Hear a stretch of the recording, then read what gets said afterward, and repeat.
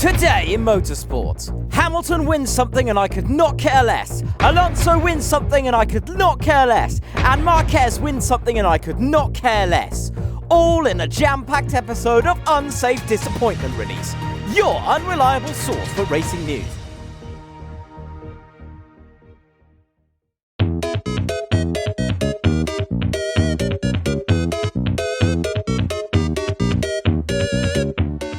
Don't fucking speak to me.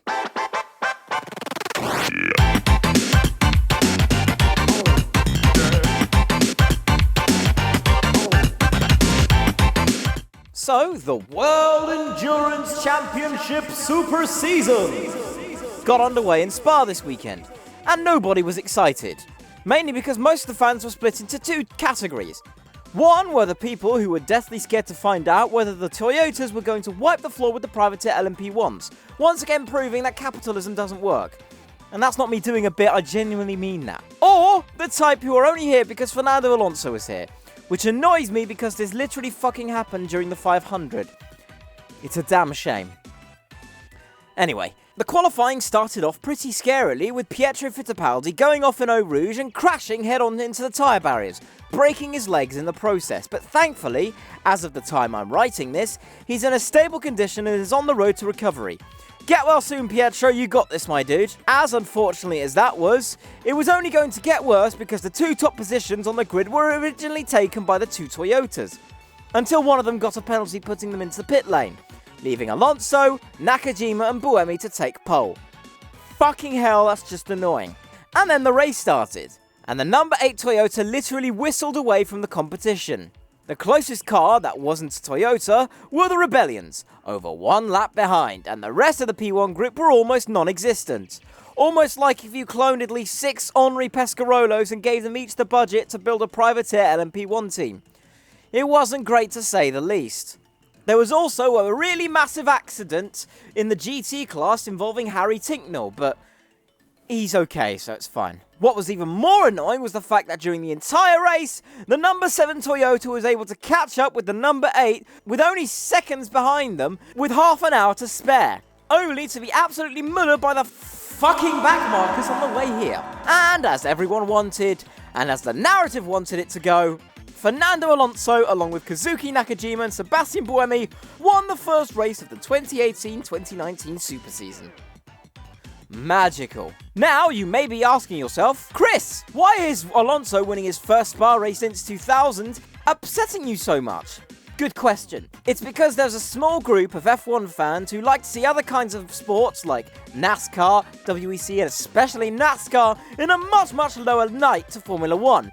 And when an F1 driver does well in these categories, it gives them the quote-unquote evidence needed to unfairly criticise the series and put it on a lower pedestal to Formula 1. And since the number 8 Toyota team consists of not only 2 X1 drivers, but one of the most popular racing drivers in the modern era, this is going to give the guys more of an incentive to bash the sport unfairly. I hate it, and I hate it a lot. Anyway, the GT Pro and AM battles were pretty good, but that's kind of a given. While the LMP2s, I don't know, it's kind of non-existent at the moment. Since most of the LMP2 teams from last year moved up to LMP1, it's kind of become a dud at the present moment. But oh well, that's the World Endurance Championship for you.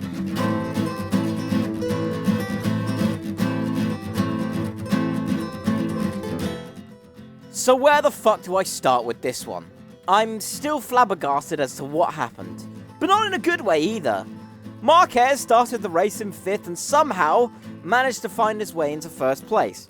And instead of his closest competitors compromising and trying to get points where it mattered, they ended up all falling off at some point in the race. The race started with Jorge Lorenzo getting a great start into turn 1 and taking the lead. I'm getting 2015 flashbacks, which either means great memories or traumatic moments of regret, depending on who you support.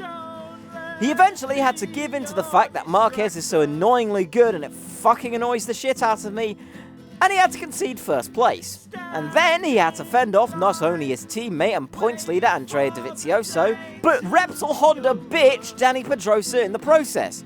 While that was happening, Marquez had fucked off and made a 2.5 second lead. Shit! And at some point, previous points leader Cal Crutchlow also went off early in the race. So that's a bit more of an annoyance to take. And while Dovi was much faster than Lorenzo throughout the race, that didn't stop them both from not only taking out themselves, but also Danny Pedrosa in the process in a 3-bike shambles, putting literally every title contender in the early part of the season out of contention in one fell swoop. So, Marquez managed to win the race, but not before waving during the last lap like Nigel Mansell. I kinda wish he broke down though. Let's be honest. And then possibly doing the worst example of basic motor skills when he crossed the line. All in all, unless you're a diehard Marquez fan, it was a race to forget. You know what? I'd never thought I'd say that this year's Formula 1 season has been more exciting race after race than this year's MotoGP season has been. What the fuck is even going on anymore? And unfortunately, that's all there is for UPR this week, because I missed a bunch of it, and but I talked about it in the Unsafe Press Release, which you can watch in the playlist. It's the previous video on the playlist. But you can watch it. As usual, follow me on Twitter. Donate to my coffee if you want to make small donations. If you want to buy my music on Bandcamp, you can do so, but it's up to you. That's about it. Yeah, that's about it. See ya. Thank you.